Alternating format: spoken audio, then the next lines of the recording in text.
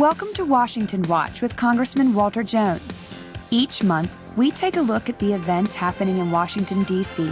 and how they affect our lives here in eastern North Carolina.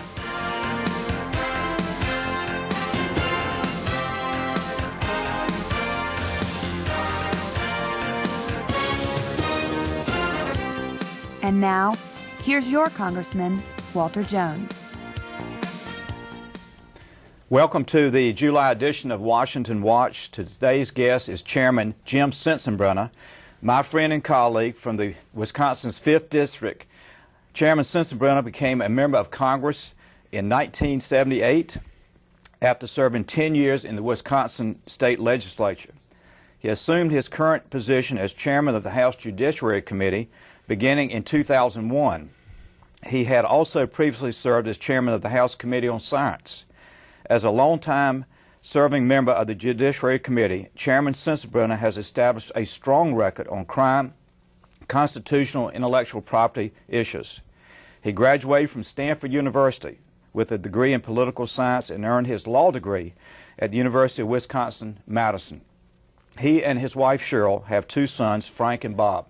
And I will tell you, the viewers in the 3rd District of North Carolina, I have such respect for this gentleman. And I am honored to have him on this show. And, Mr. Chairman, I want to thank you, sir. Well, Walter, the honor is all mine, and it's a pleasure to talk to you and to get to know your constituents in eastern North Carolina a little bit better, as my committee and I deal with a very, very difficult and necessary issue of securing our borders and reforming our immigration laws. Mr. Chairman, I want to thank you for that, because the majority of the people, actually in North Carolina, but let me just speak to the 3rd District, which I represent, those who believe that before we have any discussion on what do we do now with 11 million people, or that we have to secure the borders. No debate, no discussion on amnesty until we secure the border. Would you take just a moment and remind the people of the 3rd District what the House bill did, and then we'll get into other issues. First, Walter, let me say that 20 years ago, the Congress made a huge mistake in passing the Simpson-Mazzoli bill. The Simpson-Mazzoli bill was based on solving the problem of illegal immigrants in the United States by giving them amnesty and then stopping future waves of illegal immigrants from coming here by installing a system of employer sanctions, which means verification of legal status of people who are applying for jobs, and then fining those employers who hire illegal immigrants. Now, this was a big failure. First of all, a lot of the people who applied for amnesty used fraudulent documents to bolster their claim, and because the employer sanctions law was never enforced, more and more illegal immigrants came. So instead of having 2.5 million, which we had 20 years ago, we now have 11 to 12 million. So what we've got to do to get a handle on this problem, which is not only an economic and a justice issue, but a national security and a drug enforcement issue as well, is first secure the border. Now, the House bill does a number of things. First, it authorizes 700 miles of a fence along the southern border. This is where a fence is in a high trafficking area and is appropriate. And in the other parts of the southern border, we would use high-tech sensors, infrared detectors, motion detectors, drone airplanes, and the like to try to track illegal immigrants crossing into our country. We authorize more Border Patrol agents.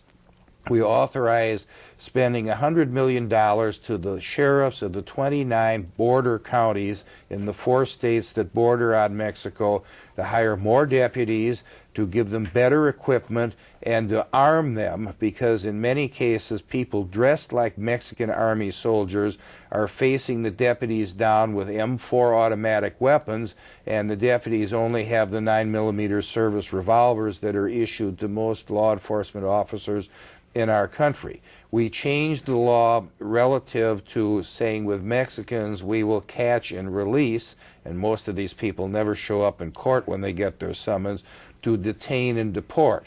We will authorize a lot more detention beds, because we got to put people in a place where they are detained before they can be deported. And this is a comprehensive border security program. Now, no matter how well we secure the border, we have to cut off the magnet of illegal employment in this country. Because the current employer sanctions law has not worked, the House-passed bill does two things. First, it establishes a system of verifying the validity of Social Security numbers through a secure database on the Internet. And a lot of illegal immigrants who get jobs use Social Security numbers that have been stolen through identity theft. And that means the person who's the real owner all of a sudden has to answer to the IRS why they got thousands of dollars of additional income that went into the pocket of somebody who got the stolen Social Security number. And the other thing that we do in the House bill is to have significant increases in the fines for employers who hire illegal immigrants. Currently, the fine for the first offense is $100 per illegal immigrant.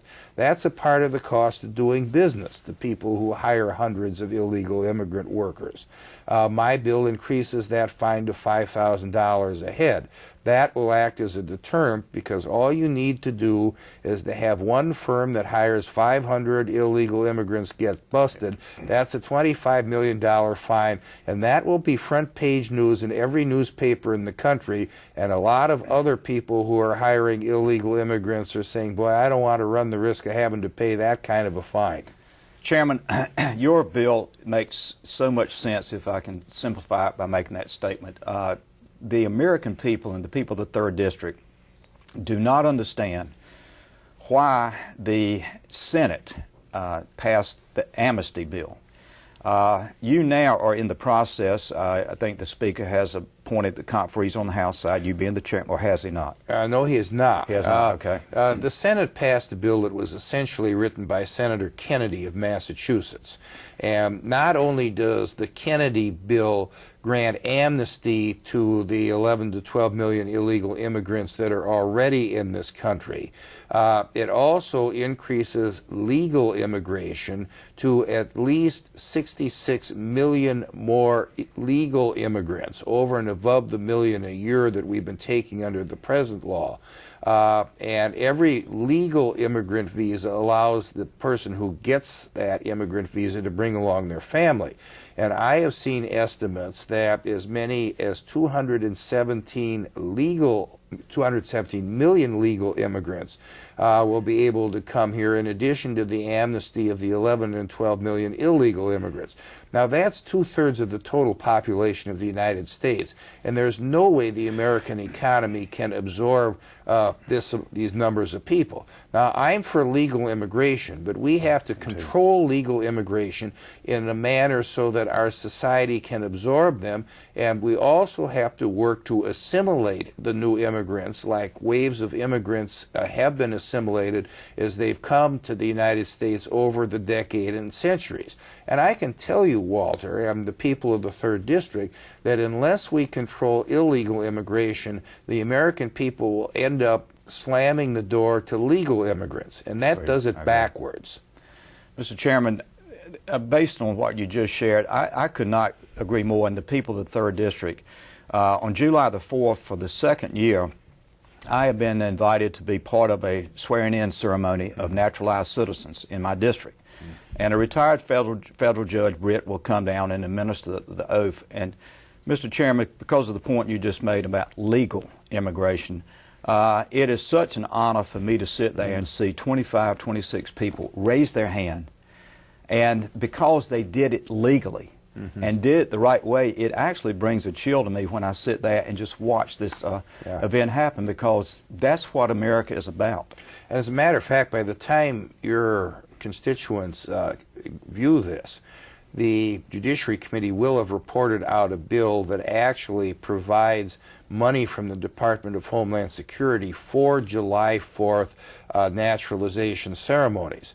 Now, the illegal immigrants lobby, and we see them marching around waving their Mexican flags. I guess the Mexican flags have been put in the closet now, but their heart's still in that place. The illegal immigrants lobby want to confuse the debate between illegal immigration and legal immigration. And that's because we're a nation of immigrants, and we have always been welcoming to immigrants who do it the right way. But let me tell you what the Kennedy bill in the Senate does. Senator Kennedy says, well, these people ought to get to the back of the line and do it the right way, but his bill establishes two lines. Under the Kennedy bill passed by the Senate, an illegal immigrant who is in the United States can get amnesty and become a United States citizen in 11 years. They've got to do some other things, but in 11 years they become a United States citizen. The Mexican citizen who wants to do it the legal way and applies for a visa in our embassy in Mexico has to wait 16 years before that person's name gets to the top of the pile to get the visa, and then wait another 5 years before they can apply for citizenship. Total of 21 years. Now, what this means is that under the Kennedy bill, the Mexican citizen who wants to comply with our law and emigrate to the United States legally ends up having to wait 10 years longer than his cousin who sneaks under the fence. So the Kennedy bill ends up establishing two lines. The line for illegals runs a lot faster than the line for the people who are trying to do it legally. And whatever happened to the notion that we're a nation of both immigrants and laws? Mr. Chairman, I couldn't agree more. And in North Carolina, the bill is known as the Kennedy-McCain bill, and I can say this because I have always had a lot of respect for Senator McCain, but this is such a volatile issue, the Senate bill, that it's going to be very interesting to see as the months move forward. Mr. Chairman, let me go back to the politics of here in Washington, D.C.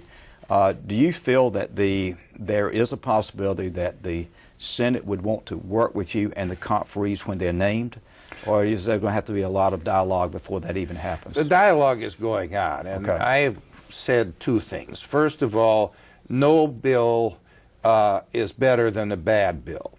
I think this Kennedy bill that was passed by the Senate is not just bad, it's awful. Right. The second thing is that if we don't do anything, the situation is going to get worse. Right. And I have seen demographic studies that if we don't do anything, there will be another 20 million illegal immigrants that come to the United States in the next 10 years. Now, what that will do is overcrowd our schools and raise taxes for schools. It will cause a collapse of our health care system, particularly in the southwestern states, because most illegal immigrants do not have health insurance. And when they go to the emergency room and get treated, the hospital has to write off the cost of that treatment and cost shift it to those who do pay their bills and their insurance companies. And social services will end up being overwhelmed because these people are going to need social services. And meantime, the Mexican government laughs all the way to the bank because the people who are here send money back to their relatives. Generally, those relatives live in the poorer parts of Mexico. So I'm going to try to work on getting a bill, but I'm not going to get bowled over by the Senate and the liberal media to sign off on a bad bill and have my picture taken when the president signs it. Right. And Senator Alan Simpson of Wyoming, who is the author of the Simpson-Mazzoli bill we talked about a little earlier, is now running around the country saying the worst thing he did in 18 years as United States Senator was to write the bill that his name is on. And I think that that's a tremendous condemnation about how badly the Simpson-Mazzoli bill failed.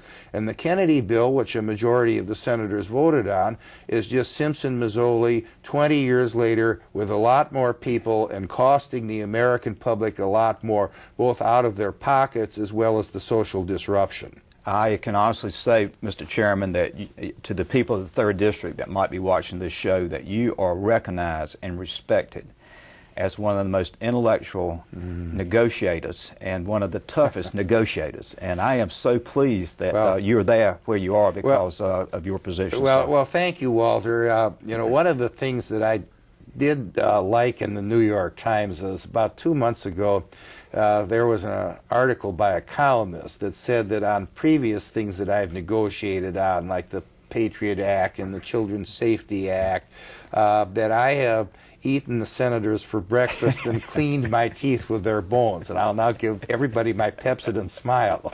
Well, I would say I think that is quite a compliment. Not for me, not for my party, but for the American people, especially on this issue. Well, Walter, you know, let me say that the sympathy and support for the Kennedy bill is inside the Capitol Beltway, and with some organizations that have been lobbying for more benefits for illegal immigrants for years. Once you get outside the Capitol Beltway, whether it's back home in suburban Milwaukee, which I represent, or in eastern North Carolina, where you represent, or even out in California, where they've got a huge number of illegal immigrants, people come up to me and say, Jim, you're doing the right thing, stick by your guns, don't give in. And I tell them that's exactly what I'm going to do. If we get a bill out of here, it's a good bill that will help us solve the illegal immigrant problem. And the House of Representatives, in talking about border security and cutting off the magnet of cheap jobs for illegal immigrants, has taken the first step in the right direction. Mr. Chairman, have you had, I'm sure you have, some discussion with the White House about the House position, which is your position, is the House position? Not asking for any details of any discussions, but have they tried to get you to the White House and maybe with McCain or someone to sit down and talk about? Well, I don't think there's a room big enough for John McCain and me to talk about this. I have talked with officials in the administration, and we will be having a bunch of hearings before my committee on the Kennedy bill during the month of August.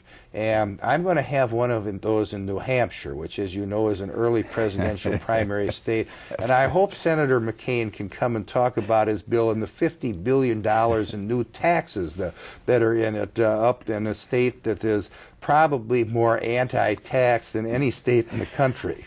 Mr. Chairman, I'm sure he will certainly consider that offer an opportunity. And I applaud you for wanting to go to New Hampshire for the first hearing. And I'm not running for president. So, that's right. I know that. This is not a trial Sensenbrenner for president balloon. I like the job I'm doing here very much. Well, Mr. Chairman, I can assure you that we've only got about 35 seconds that the people of my district are just so grateful for your leadership. And I want to thank you for taking the time. If I could tell the people just how busy you are, you're such a busy man up here because of all the issues and your responsibility, and I'm just grateful that you would join me today. Well, thanks for having me, and have a good summer, folks. Thank you so much. And in about a minute or so, we're going to have Glenn Downs, my Chief of Staff, to join me to talk about some issues. Again, I want to thank Congressman Sensenbrenner for being with us, and we'll be back with you in about 2 seconds. Thank you.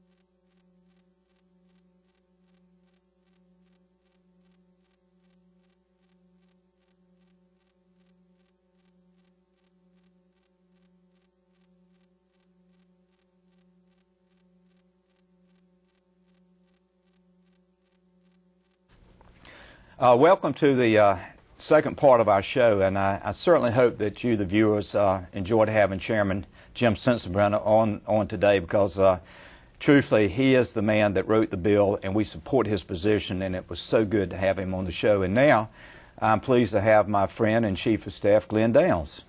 Congressman, hello. Thank you very much for doing this again. And I'd like to talk to you about some of the issues that your constituents have contacted your office about over the course of the last month or so, just to kind of, so people can understand where you stand on some of those issues. And let's start off with what you and Congressman Sensenbrenner just talked about, illegal immigration. It's a real big issue. One of the things that people are concerned about, forgetting about bills that may pass or might need to be passed going forward, but why aren't current laws enforced more?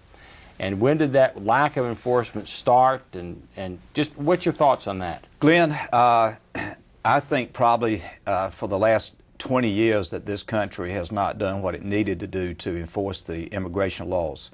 A good example happened that we had talked about earlier about a police chief in Ohio who stopped a van, a sheriff did actually, excuse me, and stopped a van where there were 20 illegals in the van, and they had violated the law.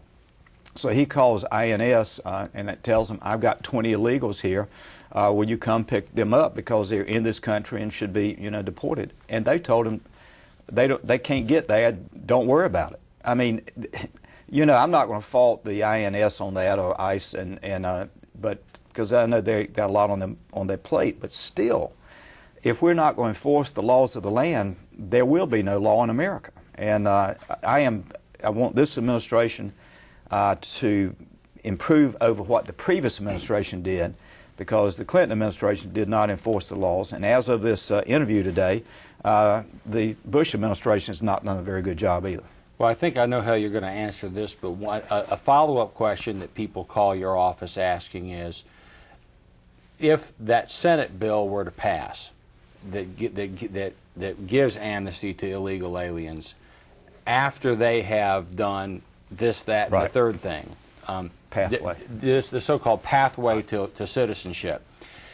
And if the laws today aren't being enforced, and if after establishing this pathway, so-called, to legal status in the U.S. for illegal immigrants, if they don't do what they're supposed to do, then what would they do about it? If they don't deport people now, why would they deport people then? Glenn, they would not, to give you an answer. This is why Chairman Sensenbrenner's fight, and we join him, so we're part of that fight. My colleagues, don't just me, myself, but we're part of that fight. I think if we don't do what is absolutely necessary that's in the bill, then I'm just not sure what America's future will be for our children and grandchildren. The chairman gave numbers, you've given numbers, and it just continues. They know it's at least 12 million people here illegally, and some people say it's higher than that number.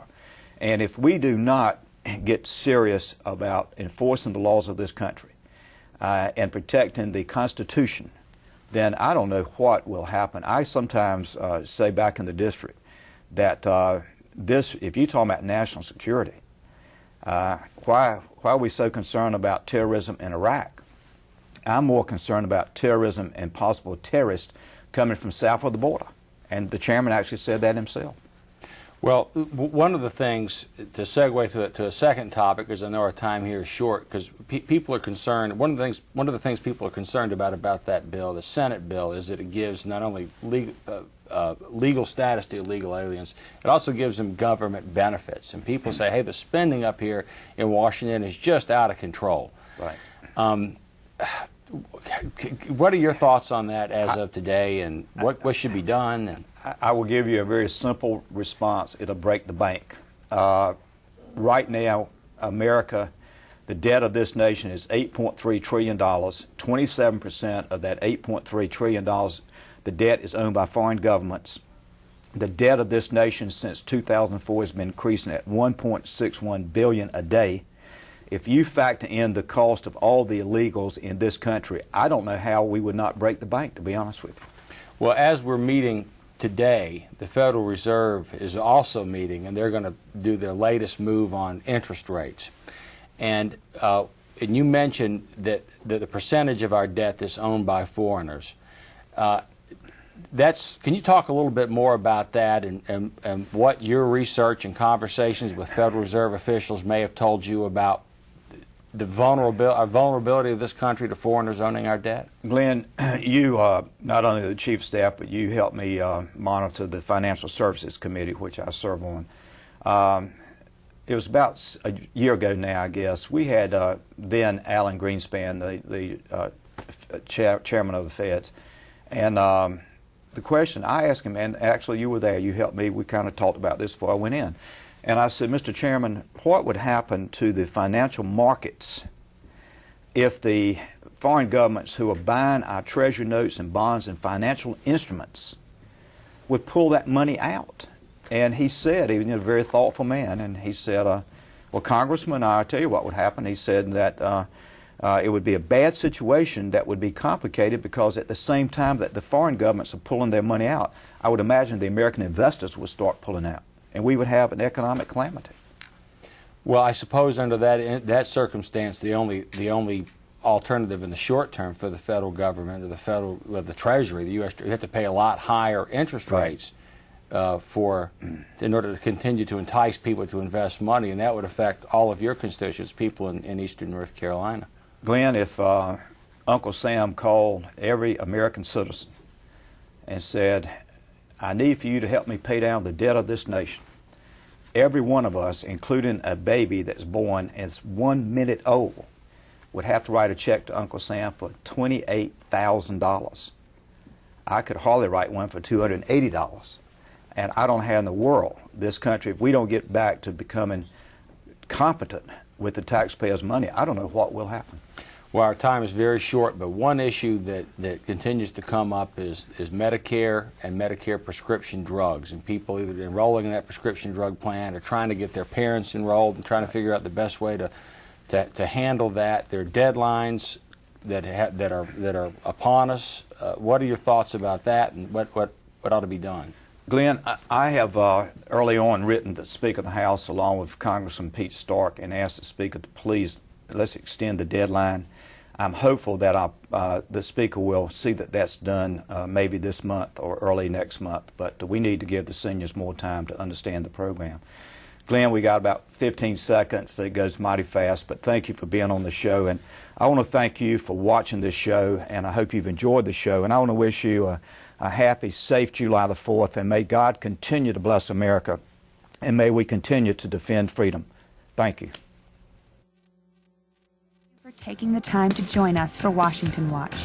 If you would like to contact Congressman Jones, you're welcome to write to your Greenville office at 1105C Corporate Drive, Greenville, North Carolina, 27858, or call toll-free at 1-800-351-1697. You may also contact the Washington, D.C. office at the following address: 422 Cannon House Office Building, Washington, D.C. 20515, or please call 202-225-3415.